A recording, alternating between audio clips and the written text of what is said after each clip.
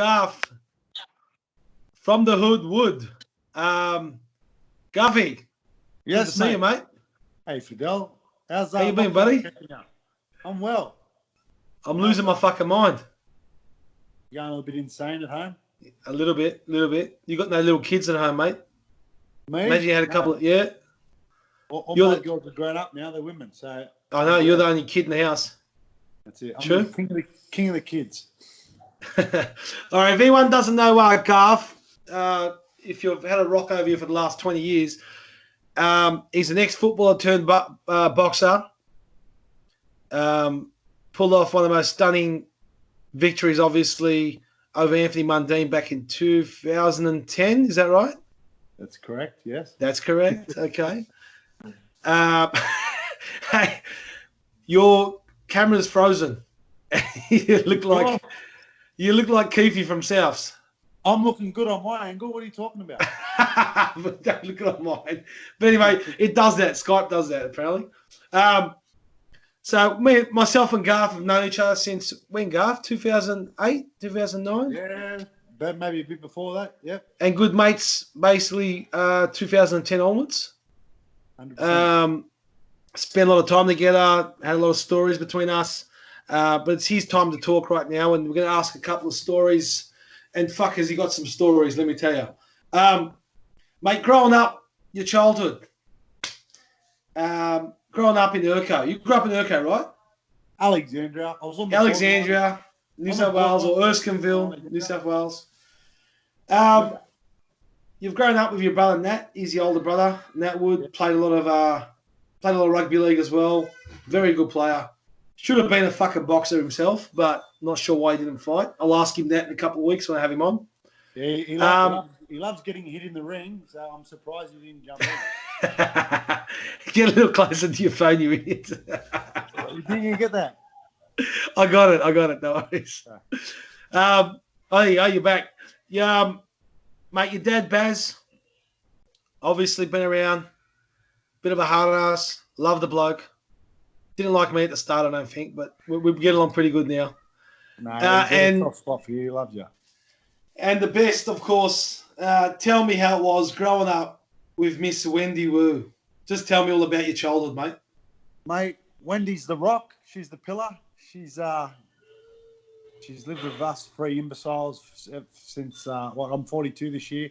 My brother goes 48, so she deserves a medal to be living with me, my brother, and my old man. We're both imbeciles, ADD. My dad's 70 now, and he can't sit still.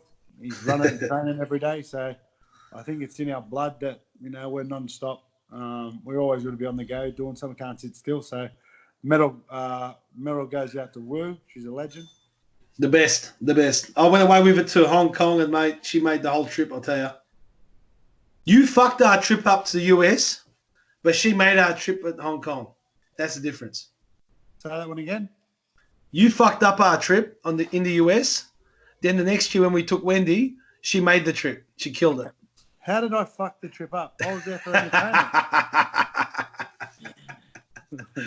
Look, mate, when we have to go to the police station and put a missing persons report because Garth went missing.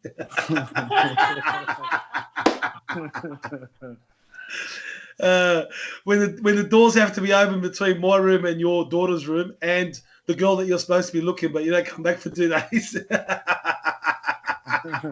got kidnapped. You got kidnapped by the Mexican cartel in Las Vegas. All right, so you've had a great childhood. Hard childhood. It's a tough area where you're from, Alexandria. That area is, you got to be tough or you get walked over. So obviously that's primed you for, man, tough as fucking nails. Obviously, he's a squarehead, but Jesus Christ, he's fucking tough. And you can see that, like his playing days. He played at Newtown Jets. Did he play anywhere else? Just the Jets or anywhere else? Mate, he played for the Rabbits. He played for Norths. So, but he's born and bred Newtown. And he had a season, 2 seasons, I think, at South, and then went to Norths and then went back to Newtown, I think. So, yeah. His heart's in Newtown, born and bred, Camperdown boy, Camperdown Dragons. But he's quite gifted dad. He can do every sport. He loves his golf, but he's pretty talented, my old man, yeah. yeah, it's something that runs the family without not the fucking talent, because I don't know what happened to you, but mate, the rest of your family are pretty talented at whatever they do. But mate, what you typify is hard work. You're one of the hardest workers I've ever met in my life. Anyone knows you, yeah, you're famous for it. That your abilities aren't the strongest, but friggin' your heart's just through the roof. You can't beat that. Now, did you What are learn you that? talking about? My abilities aren't the strongest. Oh, your abilities aren't, not great, mate. But fucking, mate, you got some fucking ticker. Put it that way. It's more important, buddy. More important. Yeah, I'm quite mental. When it comes down to it, I'm mentally tough, and I've been blessed with good lungs. I'm pretty fit. I've always been fit as a kid. I was always in outdoors, kicking a ball or running somewhere. I was always pretty active, but I was pretty blessed with the fitness side of things. So, and mental, I think that it's been passed down from Bazza. We're all pretty mental in the household. Yeah, that's what I was about to ask. It is something it's a family trait, I'd say, because all of you are pretty mentally tough, pretty stubborn, which you probably need to be when you get to the next level in sports. Mate, you started playing footy at what age? As a kid, I think I started nappy grade, which would have been 5. Started at the Rovers. They didn't have a team, which was my age, and Rovers was the main football side around the area. I wanted to play for the Rovers, but they never had a team in my grade. So I went to Moore Park, and then a bit of a journeyman. I played for many teams in the junior football. So I went from Moore Park, Waterloo, Rovers, Maroubra, Matraville. Mate, Oh, you got around. I got around, yeah. I was a bit of a journeyman. At the age of 12. Who are your idols, mate, growing up? Growing up, football-wise, I was a South fan. I like Phil Blake, Chicka Ferguson, Jeff Fennick. He's always been close to the family. I remember as a kid, I bowled out of high school, bowled out of primary school at Alexandria and sprint up Urco Road to the Newtown Police to watch the likes of Jeff Fennick, Jeff Harding, Costa Zoo, and it was just it's quite addictive just sitting there on the corner of the ring watching my childhood legends spar, hit the pads. It was a great environment. Yeah, you were brought up around boxing, and that's probably the reason why you got sucked back into it later. As we all say, everyone involved in boxing says it's in the blood. There's nothing you can do about it. No matter how much you try to stay away from it, it always sucks you back in somehow. But you played a couple of first grade games. Didn't you? How many first grade games you play? I think I played 30 first grade games. We had a year at the Tigers. Yeah. I come through South Juniors, Matthew Sherwood, Ashley Ball, then went through all the grades, 21 reserve grade. I debuted at 17, played a few years at South, and then got picked up by the Tigers. They never reneged my contract. They reneged on my contract actually, and then because I always loved boxing and Dad was against it, but he wanted to make sure that I knew how to hold my hands up. He sent me up to Johnny Lewis's, just given it was a tough area and I was getting picked on and bullied at primary school. So I fell in love with boxing back then, but Dad said, no, I don't want you boxing. So by that time when I was playing for the Tigers, I was 20, 21, and it was just a love of mine. I idolised Jeff Fennick. I just loved what he did in the ring. And so I threw my hat in the ring, amateur, tried to get to Manchester, got to the state titles, but Jamie Pittman got you? I fought Jamie Pittman in the final, and I hit him and knocked him out, but it was pretty controversial. They said I hit him on the break. So I got disqualified. You wouldn't do that, would you? Never. Mate. Never, son. But, so what year did you retire? From what year did you retire from footy? 2000. 2000. But then after amateur, because I didn't get picked in the Manchester games, I come back. It was after the Super League war, and I got another start, come back for a Jim Beam Cup, and then I climb my way back into first grade. And what was that, 2003, I think, and played till, I think I retired in 2006 or 7. But in and out of reserve grade, first grade. And Contender come along. And it was a blessing in disguise. And I only got... But before the Contender, you've obviously had a couple of fights before it. You retired from rugby league. You went to boxing, become a professional boxer. How was that? How hard of a decision was that? And how did you find the move from one professional sports to another? Yeah, they're two totally different sports. I say it's a team sport, rugby league, and it's totally, definitely an individual sport, boxing. You can't go hiding on the sideline and have a rest. You always have your mind on the game and your eye on the prize. Any slight anything that can distract you could be the end of your days. You could really get hurt. So, but with football wise, I love the team bonding, and I really just loved running. I was pretty fit. I was pretty fast, but I'd just chase everything all day. I played fullback, 5'8", wing up. I was a bit of a utility. You could play anywhere, but I love the camaraderie and the bonding and the mates. I made some great mates. They're going to be my mates for life. And we had some really good times, winning, losing. But I really just enjoyed boxing for the simple fact that it was just me in the ring, and everything come down to my decisions. And it's a lot of pressure, but what I really did love was just the lifestyle of training, eating, prepping myself for a fight, and the adrenaline. I'm a bit of an adrenaline junkie, and I just love putting a challenge in front of me. So that's what I was fond of. Well, that's basically my next question was, all right, who'd you start training with, and how hard was the change? Because boxing's a very lonely sport, as you said, and you've been in the team environment your whole life. You basically have someone around you all the time, and you have people to mentally get you through days you don't want to be there. Now, boxing, you walk in that place, and there's days when you can't be fucked lifting your hands up. You got to punch that bag 10,000 times before you leave. How did you what was your most challenging hurdles that you faced in that change, and how did you feel about that change? Well, I stepped in there. I think my first fight was at light heavyweight. I'd come from rugby league, which I was 88 kilos.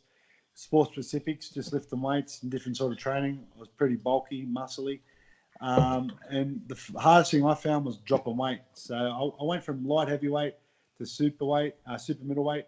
Then when I won the contender, which was super middleweight, Anthony Mundine said he wouldn't fight me unless I got to middleweight. So I found dropping weight the hardest thing. It was very demanding mentally, and at the end of the day, a week out from the fight, I wouldn't be eating much at all, and I'd be cutting all my fluids, and that was the hardest part of the whole sport. I think it was more dangerous than anything.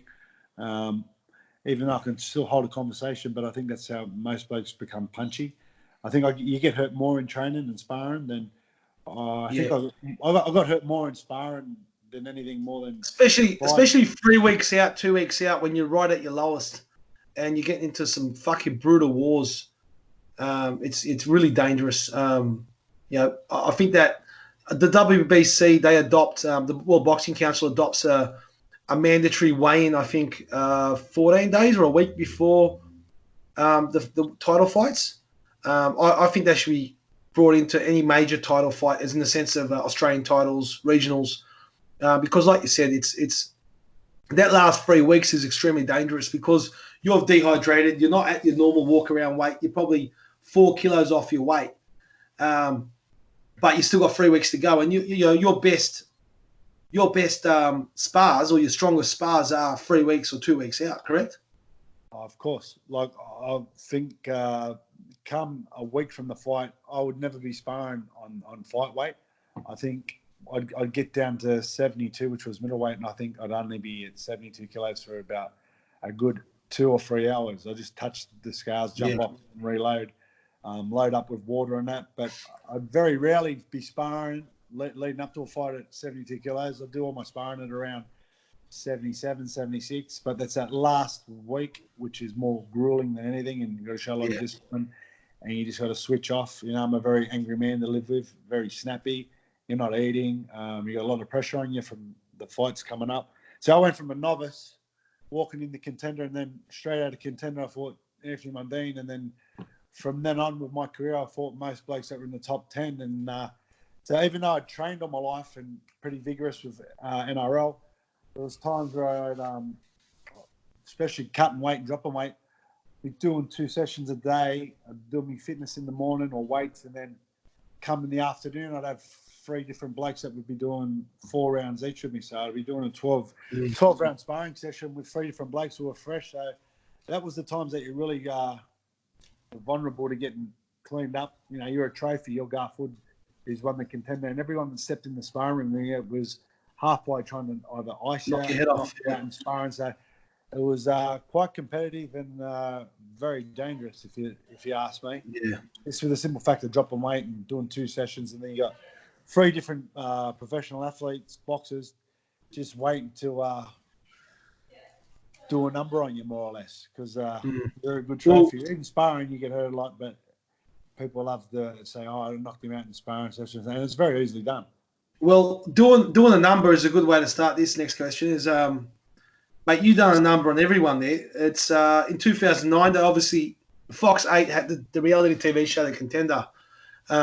They got the best super middleweights in the country. Basically, anyone under 76.5 kilos. And, mate, there's some fucking names in there. Like I had probably 6 boys that trained at my gym that were in there or had some type of relation to us, pretty close relation. Mate, you had maybe, I think, 5 guys that fought for world titles in that house. I don't think we had any ex-world champions. I'm not quite sure, but I know we had 4 or 5 guys that had fought for world titles.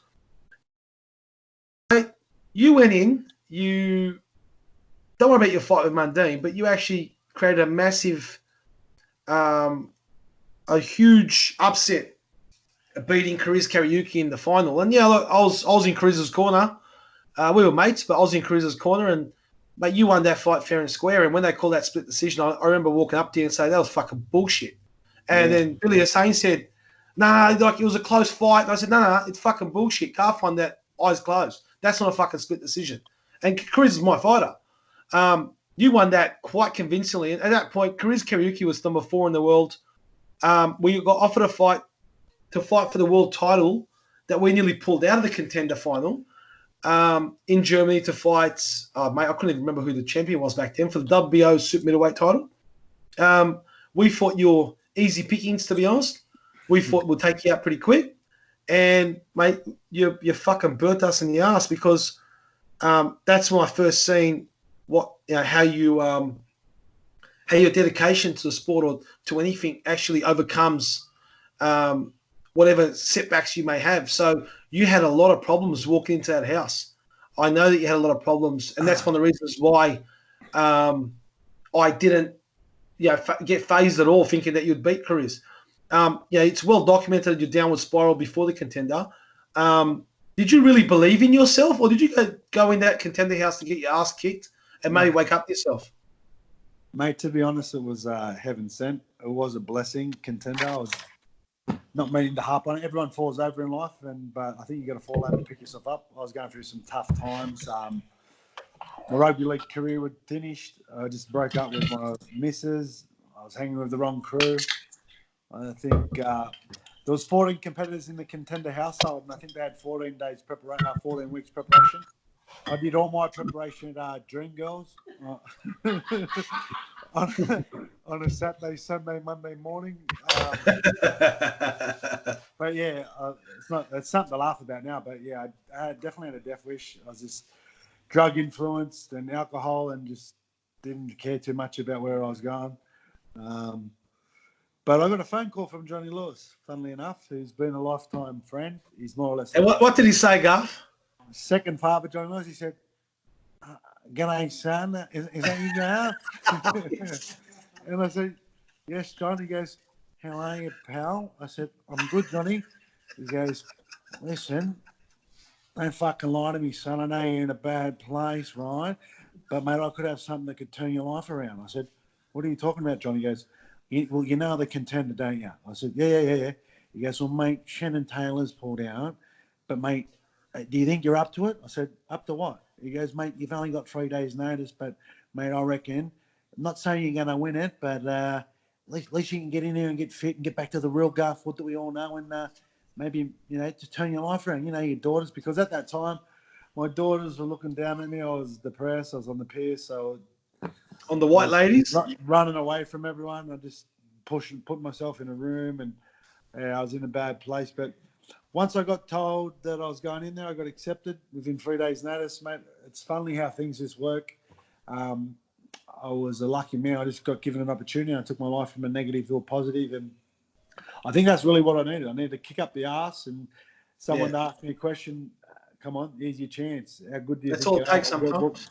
What are you made of? So my fuel was my daughters because they're the reason I wake up every morning because I want to be their role model, and you know they're women, but they're tough themselves. They've got a good head on their shoulders, but that's what was fueling me to turn my life around. It wasn't so much about winning it. I knew I had a drug and alcohol problem, so it was more like rehab contender for me. So I grabbed it with both hands and didn't look back. Well, how was the rehab? I mean, the contender house. The rehab. Tell us about what happened in the house. Come on. There's I got a few questions at the end, but Miss Wendy Wu asked Garth what happened with his psychological warfare he had with the Russian dominator, Viktor Oganov. The Russian. Yeah, nah. I think at that time I walked in there and it was more a mental game with me. And if anyone knows me, I'm pretty out there. You know, you offer me a challenge, and if you tell me I can't do something, I'll go to extremes to prove you wrong. I won my first fight against the bloke who was an Australian champion. His name was Israel Khani, and he's a pretty good fighter. He's a big good knockout, guy. massive knockout. But funnily enough, what's his name? Victor Oganov was my next door neighbour in the Ibis. And before I found out that I was going to fight him, he wasn't a bad bloke. Me and him were getting along with each other, having a conversation from here to here, from time to time. And he was quite arrogant, Russian, which they all probably are, not quite sure. But he came across pretty Russian and stubborn and a little bit full of himself. Oh, he's the best, mate. Victor, you're a good bloke, mate. Miss you, buddy. Don't worry about Garth. But when I found out that I was fighting him, I had 4 days' notice. So here I am, a 4-fight novice. This bloke's the most feared super middleweight in the world. I think his record stood at 32 wins with 30 knockouts. So, mate, on the in the class factor and the experience factor of being a professional, he outshined me. So I started thinking, I was like, Johnny Lewis come up and he said, mate, you're going to fight fucking Viktor Oganov. You know about Viktor Oganov? I went, yeah, what about him?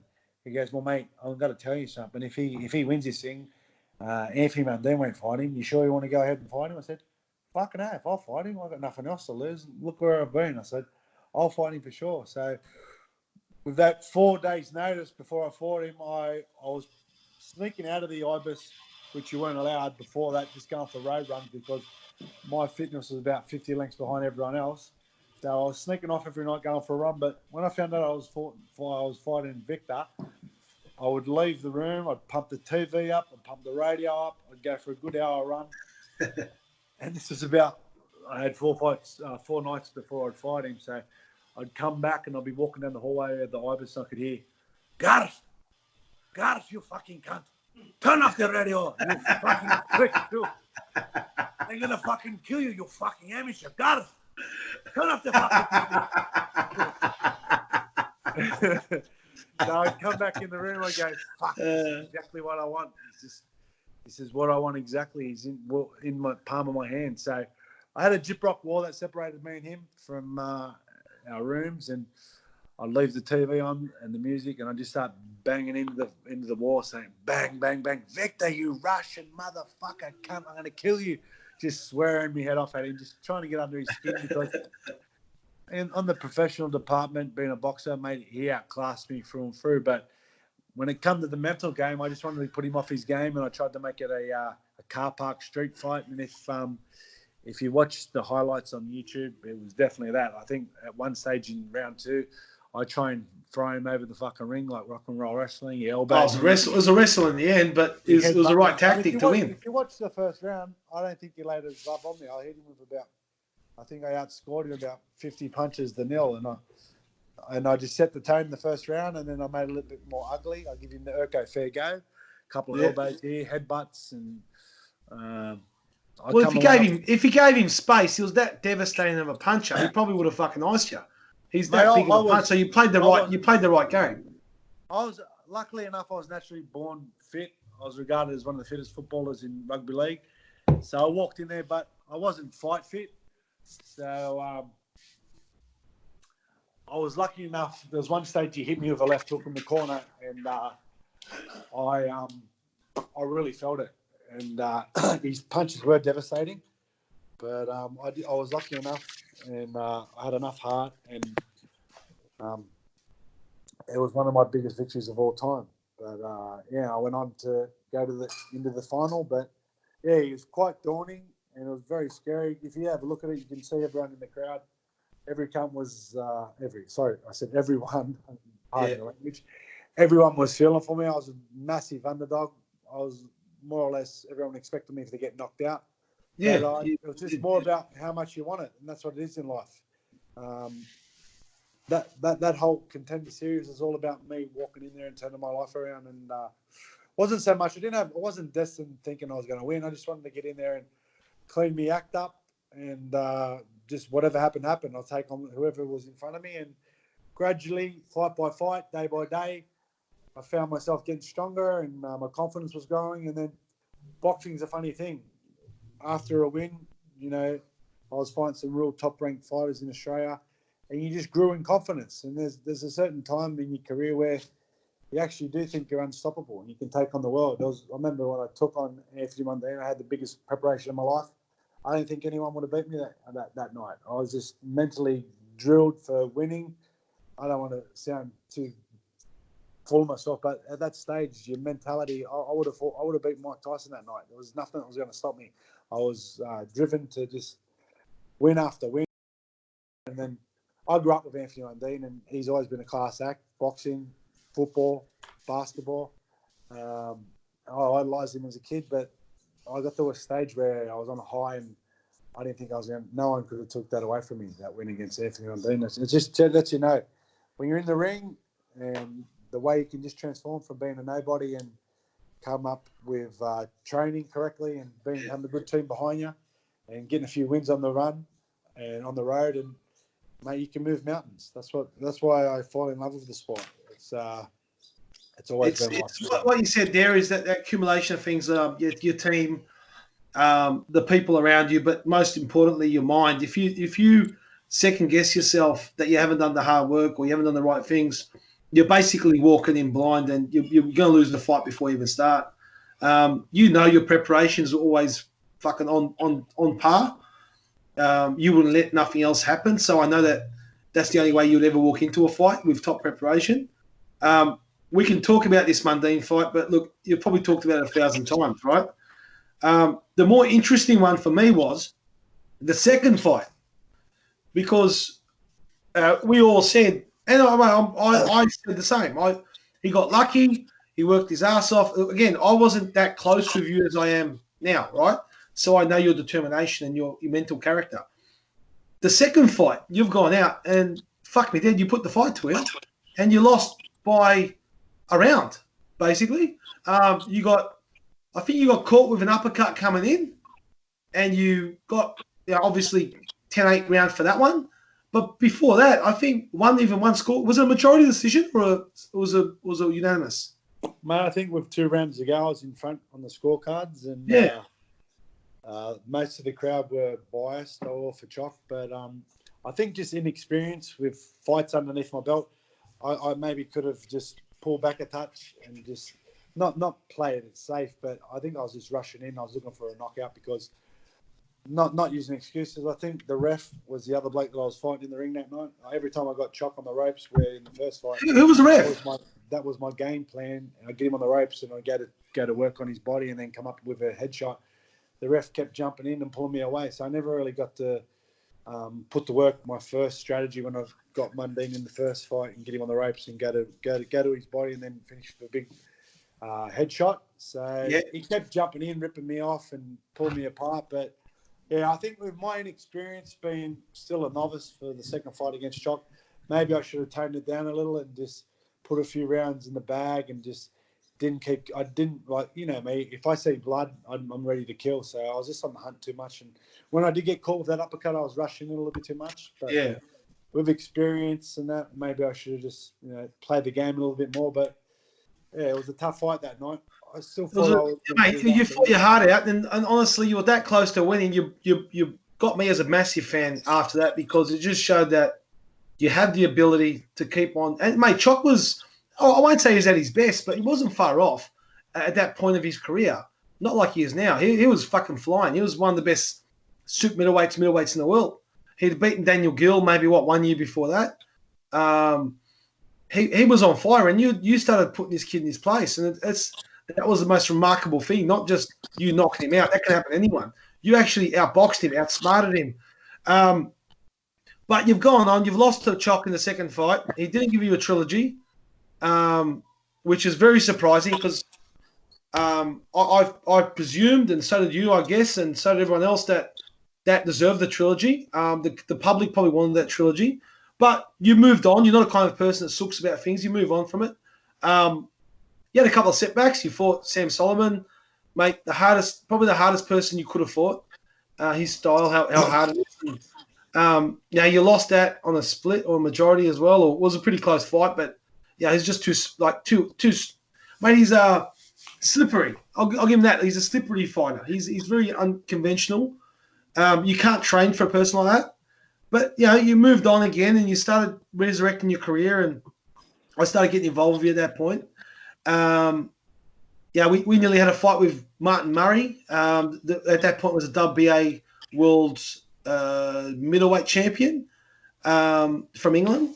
Very good fighter. We nearly brought him here to Australia, and obviously it fell over last minute. But ultimately ended up by that falling over, you fought Daniel Gill. Mate, look, Gilly put on one of the best performances of his career in that fight. I still to this day blame myself for that. Tell the viewers why I blame myself and what actually happened.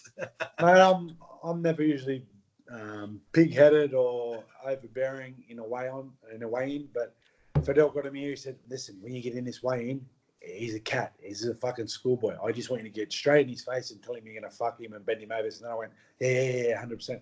So I got in his face and I said, "You're fucking gone, can't I?" So I give him, pardon the language, I'll give him a piece of my mind and just delivered it to him. And I think I flicked the switch with him because he's always been a classy fighter. He's gone to Germany and fought 2 world champions and come back with the belt.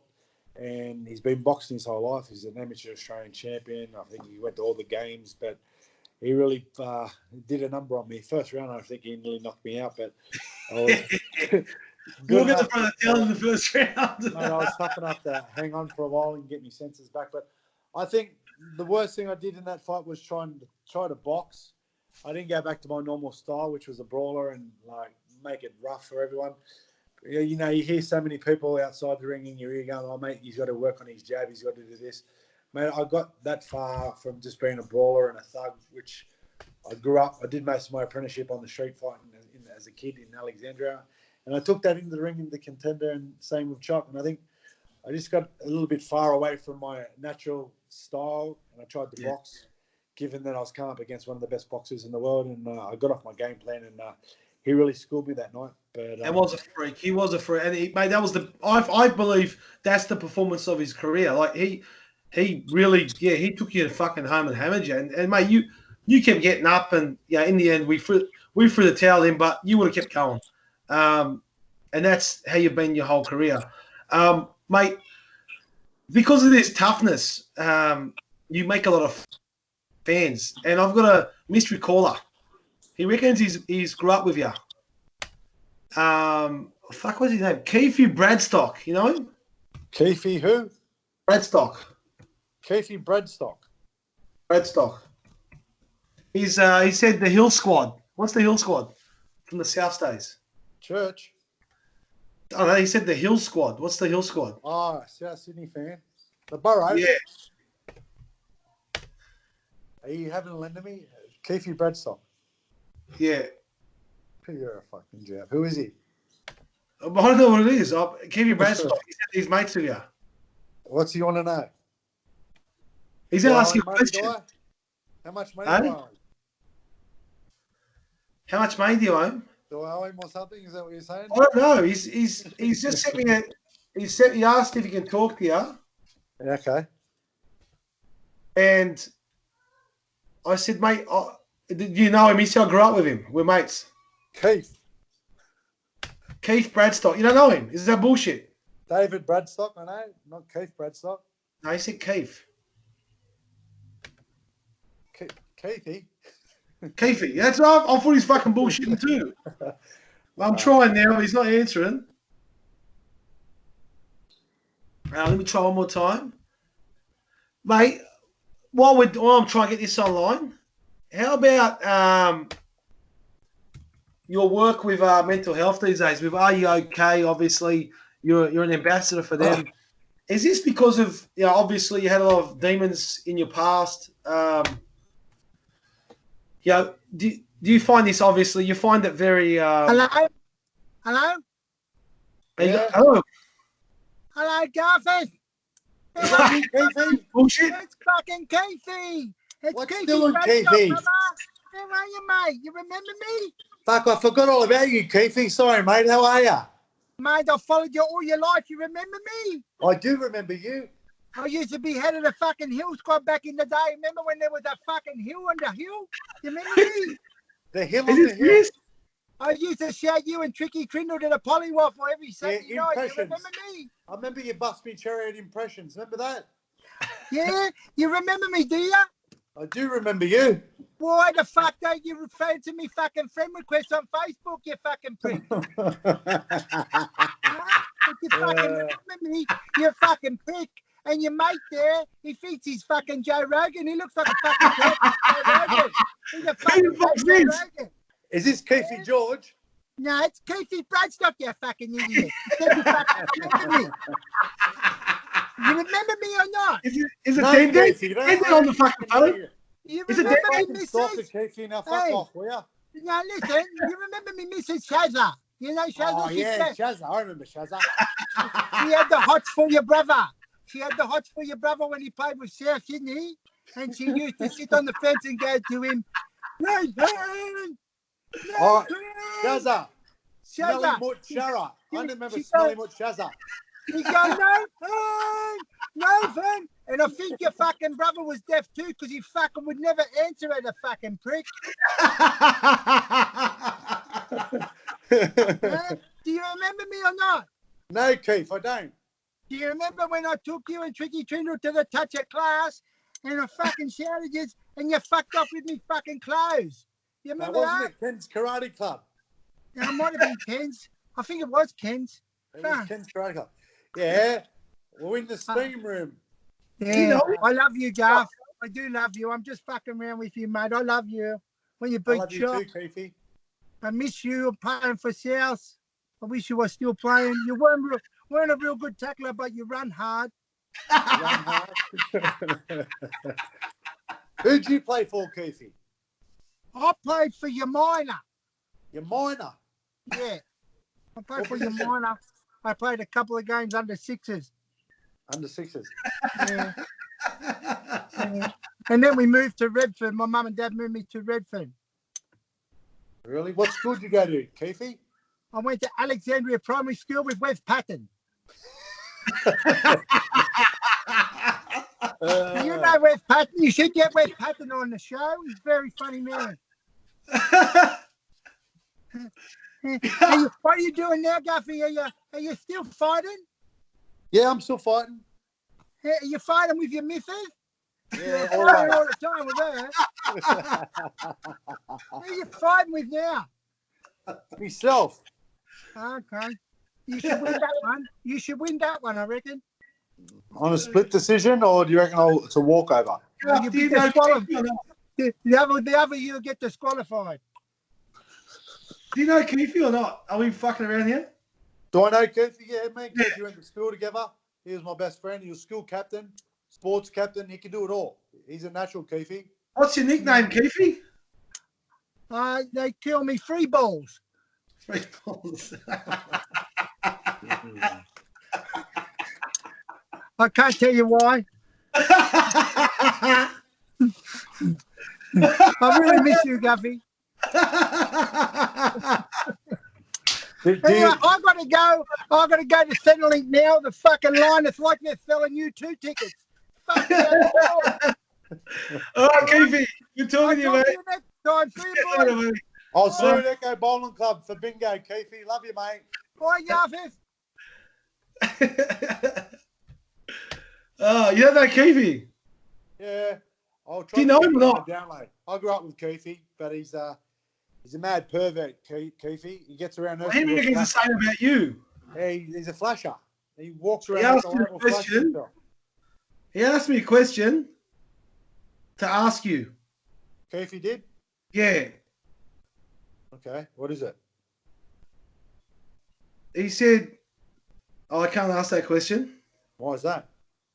because I can ask it, but your mum's going to watch this, so I don't think she wants to hear this one." Well, mate, just say, keep. Sorry. Keeffy said, ask him why, as a kid, he used to think animals were calling out to him. He said, They were. What are you talking about? especially the crows. The crows. I remember I was a kid. I was about 4 or 5. We lived on Mitchell Road. I remember Mum would be out in the backyard hanging the clothes on the line.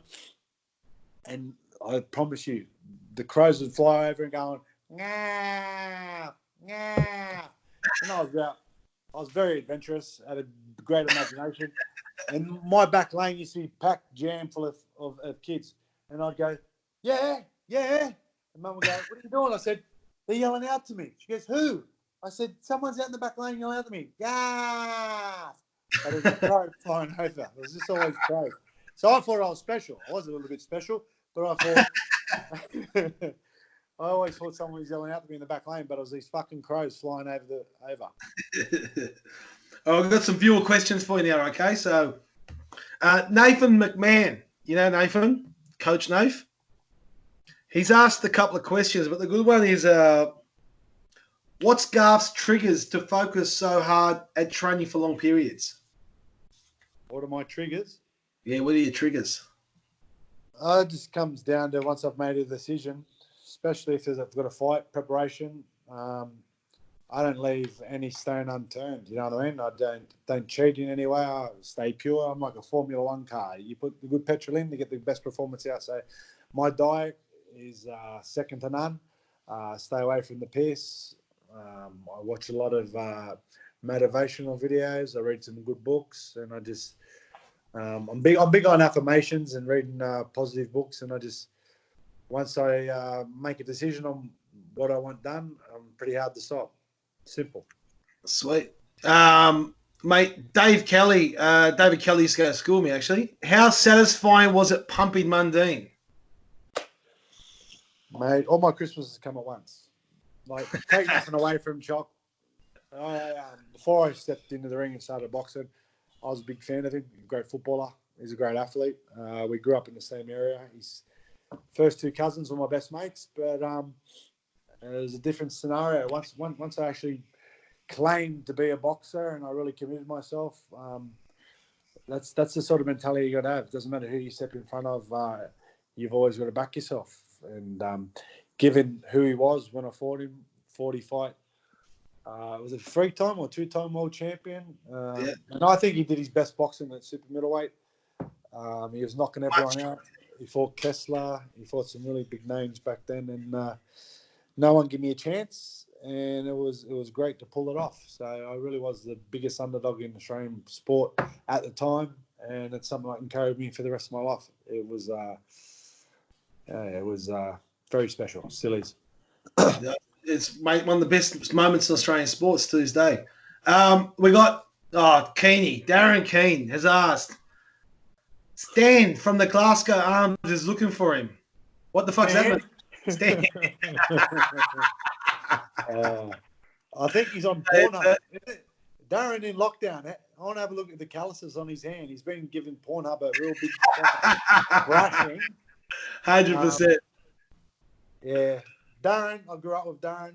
He's a good man, but yeah, the band is... His brother's a fucking toss bag. Yeah, little Den. Little Den. Tiny Den. Yeah. Nah, they're close family friends. They're more or less family. I've known them my whole life, but Darren, I dream up all the time. I love giving a little prank call. I'll ring him, put on different characters, and I rang him the other day and I said I was staying down at the Gladstone, and I was asking him, I was going to give it to him. He owed me money, this and that. You would have started crying. Yeah, I just love taking the shit out of just geeing people up, and especially phone calls. I'm renowned for just geeing people up. He actually did text me 5 minutes later saying, "You're a fucking imbecile." But yeah, I just get bored, especially in this lockdown. Yeah. I'm a heavy. That's what it's about, mate, the lockdown. That's what we're doing it today. For the people who've got something to watch. Yeah, it's been tough times. Scary. That's social distancing. I'm a bit of a lonely myself, so I'm all right with it. But You're cool with that. It's quite scary with the. Mate, I wish you'd social distance yourself from me sometimes when you had a couple of drinks. Your breath stinks. Seriously. Yeah. Get a little too close. True. Mate, Dennis Ryder. Remember Dennis? Who? From AFL. Dennis who? Dennis, our coach. Remember our coach from the Bulldogs when you had that small stint? I had one day of AFL at Marrickville. Wait. The question is, how do you feel about a lost opportunity to become a free sport hero? When he didn't stick to AFL, why'd you give it up when you were so good? The coach had massive plans for you. Well, mate, I could have went all the way. I got a couple of offers from Brisbane Lions, the Swans. GWS were coming into the top 10, and they knew about my the motor and the engine I had. I remember I had my first game of AFL with you. You talked me into it. Let me tell the story. I talked Garth into it. I grew up in Victoria, so I played AFL as a kid. I finally said, stuff it, I'll have another year of it, have another crack. And I talked Garth into playing. Mate, the first trial game we ever had, it was about 35 degrees. Garth said, massive night. He's come there still pissed. Yeah, Garth, having the motor that he's got, ran all fucking day. He's never had a game of AFL in his life. Chased the fucking ball all day long. He played in the middle, and he went from left to right to fucking back to front. He did not stop running. He finally got to touch the ball in the fourth quarter. The ball bounced in front of him. He caught it. As soon as he caught it, some cunt just cleaned him up. Fuck this stupid fucking game. I'm over it. Yeah, I was filthy. I nearly had a heart attack. I've been on the piss. He never come back. I had a big bender. I was on the piss for 2 days, and you run me and he said, "Don't forget AFL." I went, "Oh, fuck." So I rocked up, Marrickville Golf Course, running around like a fucking lunatic, chasing the ball. I don't think I got to kick the ball once. I got shoulder charged, got fucking. Yeah, you got dropped hard. I did a real number on myself. Wait, hey, Keeffy's back. Hold on. Keeffy's back. Hold on. Wait, do you honestly know him or not? It's me stepbrother. Yeah, my old man and my mum broke up a couple of years back when I was about 6 or 7, and my old man's got another kid to another Sheila. Are you being serious? Yeah, Keeffy's my stepbrother. Keeffy, let me try one more time.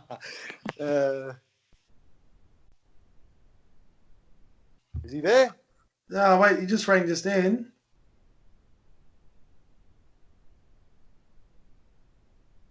Hold on, try one more time. Let me just try again. No, see, you do know him or not? I know you fucking, that didn't happen, you're a liar. I know your parents. He's my stepbrother. Bullshit. Yeah. My dad's got me and my dad and my mum split up for a couple of years. My dad's got Oh, we're on. Keeffy. Keeffy, you there? Keeffy. Keeffy, how'd they come clean? Tell Fidel you're my stepbrother, true? I'm your long lost brother, Garthy. That's it.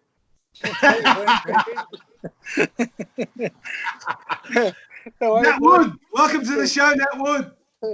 Thanks, Fitz. How are you, brother?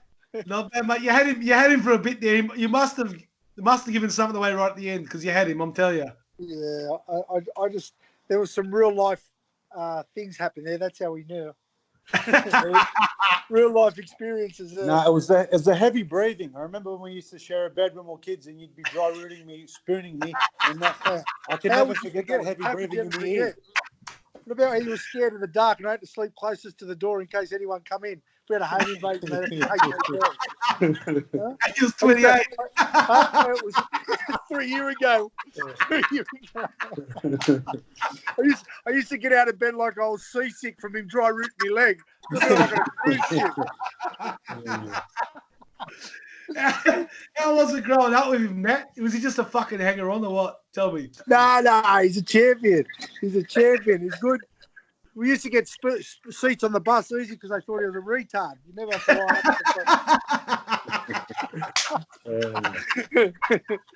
up. No, he's a champion. Best brother you could have.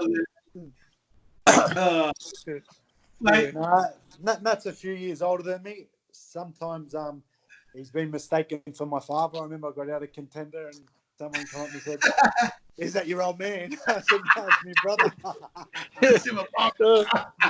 I was going to bash the bloke. Well, anyway, Nat, thanks for the fucking laugh, mate. We'll be having you on in a couple of weeks, all right? Make sure you fucking bring out the stories. You got some, you got plenty of stories. Thanks, Nat. Happy days, boys. See you later. Yeah, mate. Boy, I love you. Bye, Keeffy. Oh, Garth. Come on, how long did it take you to know it was your brother? Honestly. He's in straight off the bat.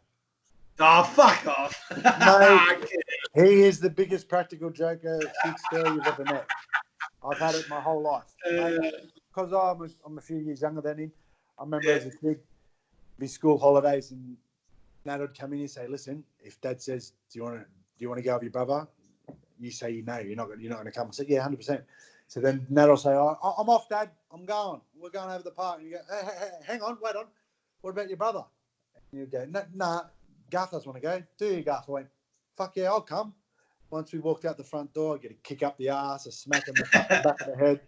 But after a while, we got up to some adventures walking around Alexandria, Erskineville. Yeah, he's my best mate, and we had some really good childhood memories, getting up to some mischief. But yeah, it's always been sports. Sports. It was either Aussie rules. The Swans had the Echo Oval as their home ground as we were kids growing up.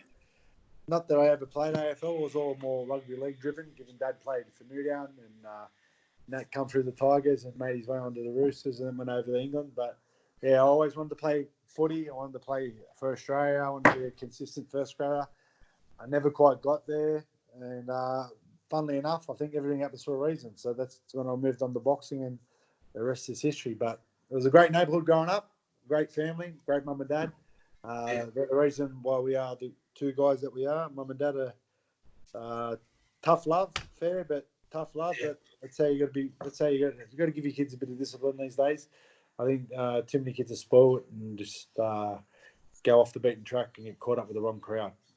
Yeah, it's very important, man, and you can see that. I know your family very close, and as tough as your old man is, and as mate, it's all worked out for you because you got the right mentality. It's that mentality has created so much opportunity for yourself, and you should be proud of what you've done, mate, all these years, and proud of the kids you've raised. Mia and Billy are two of the best kids I've ever met. And it's a testament to yourself, your family, and Mel. Mel done really well as well. And Mel's a great mother. It's a really good. Your first, like your wife was. She was a good lady as well, and she's done really well to raise these kids the way they are. And that's probably the most important legacy you're leaving behind at the end.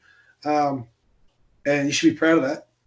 But mate, done an awesome job. They've got a great mother. She looks after them. She adores them. Yeah. Just like I do. Our girls are.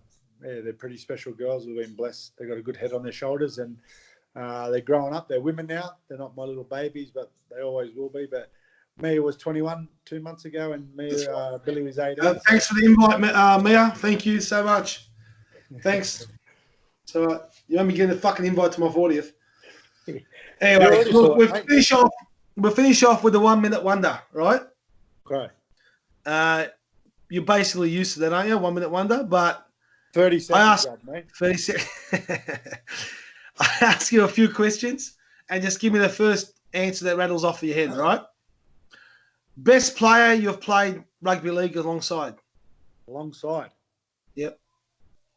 Ooh, that's a tough one. I played at South most of my career. I played with some really good players. In fact, Julian O'Neill, Tim Brasher, Darryl Trindle.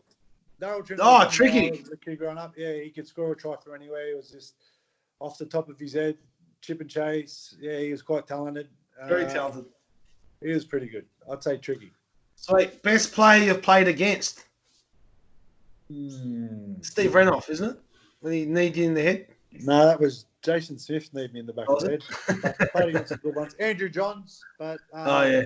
most fierce player, Gordon Tallis. It's Gordy. Big Gordy. I love Gordon Tallis. So who's the toughest player you've ever played with or against?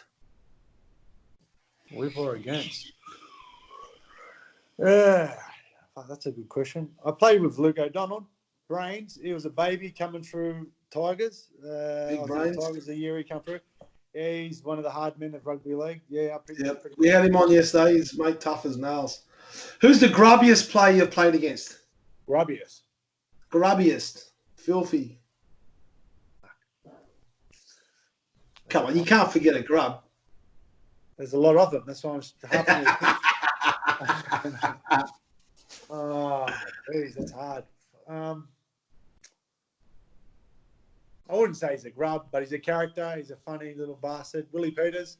He's a little grub, but he's a horny little Greek. Can we say horny? He's one of the horniest characters I've met. Grubby, horny, whatever you want. Call out to Willie Peters, mate. I'll have you on soon, buddy. You can return fire soon, Willie. All right. Who's the toughest bloke you've ever fought? My toughest fight. Ooh. Tough wise, I think they're all pretty tough. Tough wise, Oganoff was pretty tough. He was a monster. But my favourite fight of all time, other than fighting Chock, was Kariz. Given the fact that I was an absolute nobody, novice, I went away to Vegas. I did a big preparation going over there, sparring the likes of, like over in America, they're a dime a dozen. Like compared to, I think we've got maybe 300 boxers in Australia. Mate, they're sort of B grade, C grade fighters, could be anything out here. So I went over there. My preparation was outstanding. I come back. I went over there just to brawl a street fighter. I come back more or less, a really good pro. And like you said, I thought that was my best fight of all time, fighting Kariz Kariuki. I outscored him, boxed him. I showed some good skills, and that was my favorite. I think your second fight with Chock was your best fight I've ever seen. You're a whisker away from winning that. So but Kariz was a great fight too. Mate, best boxer in the game today in Australia and the world. Australian boxer. Australian and world. Who's the best in the game right now? Who do you reckon? In the world, mate, I like characters. I like personalities. I like Tyson Fury. Just what he brings to the table. Yep. I also like. I'm trying to think. Manny Pacquiao, just given what he's done. I like how many divisions, how he can just keep coming back. He's my age. He's 42 now, and he beat the likes of, is it Thurman? He fought the other day, and that bloke was considering himself as being the next big thing. But he just keeps stepping up, and he's fought them all, and he's bashed them all. I like Pac-Man. Australia. Who's the best right now? It's a tough one. I haven't been watching much Australian boxing at the moment, but I do like.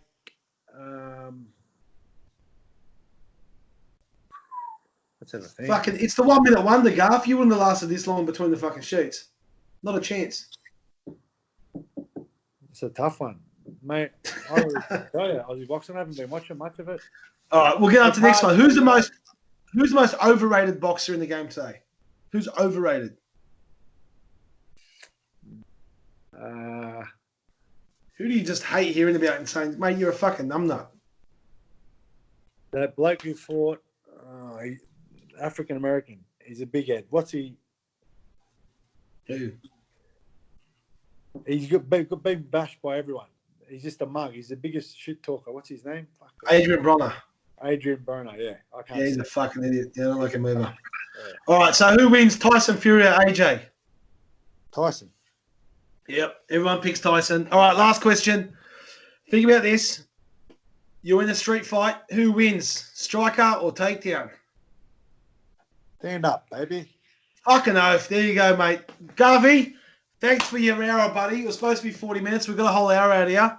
Mate, good luck with everything you're doing. I'll be seeing you next couple of days for sure. Once this fucking... No, we're in lockdown. Once the lockdown's down. 100%. Mate, proud of the man you become. Proud of being a part of your career. Mate, be proud of everything you've done. And thank you so much for your time, buddy. People just... I've got nothing to do, so they're just listening to these podcasts. It's remarkable how many people are actually listening. So thanks, buddy, and you take care, all right?